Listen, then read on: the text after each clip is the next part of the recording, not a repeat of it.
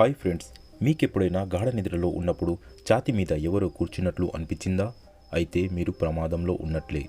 రాత్రిళ్ళు నిద్రపోయేటప్పుడు ఒక్కోసారి నిద్రలో గుండెలపై ఎవరో కూర్చొని పీక నొలుముతున్నట్లు అనిపిస్తుంది.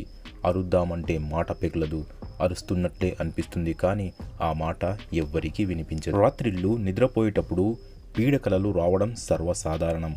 అయితే ఒక్కోసారి నిద్రలో గుండెలపై ఎవరో కూర్చొని పీక నొలుముతున్నట్లు అనిపిస్తుంది.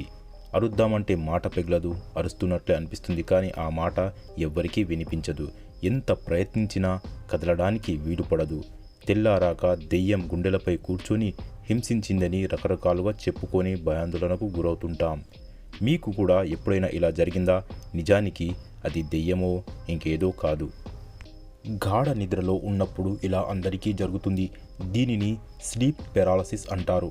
అంటే నిద్ర సమయంలో కొన్ని క్షణాల పాటు శరీరమంతా పక్షవాతానికి గురవుతుందన్నమాట.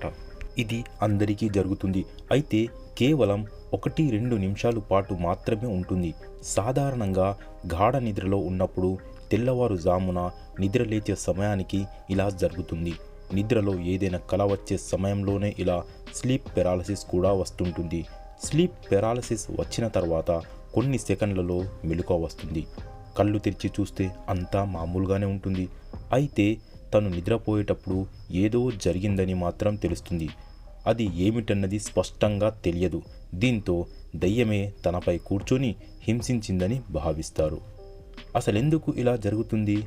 స్పృహలో ఉన్నప్పటికీ కదలలేని అనుభూతి చెందడాన్ని స్లీప్ పెరాలసిస్ అంటారు. అలా జరిగినప్పుడు కొన్ని సెకండ్ల నుంచి కొన్ని నిమిషాల వరకు కదలలేరు, మాట్లాడలేరు. దీంతో ఉక్కిరి బిక్కిరి అయినట్టు అనిపిస్తుంది. నిజానికి నార్కోలెప్సీ అనే నిద్ర రుగ్మతకు సంబంధించింది. నిద్రలేమి అవిశ్రాంతంగా పనిచేయడం వల్ల నార్కోలెప్సీ వస్తుంది.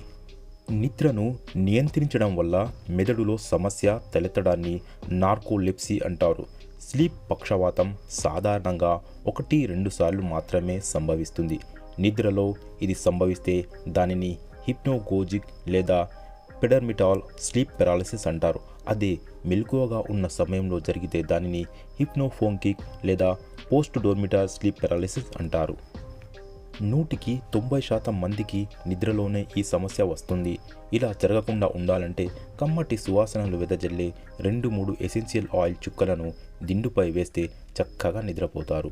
అయినా నిద్ర పట్టకపోతే డాక్టర్ను సంప్రదించడం మంచిది. ఫ్రెండ్స్, ఈ వీడియో నచ్చితే మా వీడియోని లైక్ చేయండి మరియు మా ఛానల్ని సబ్స్క్రైబ్ చేసుకోండి.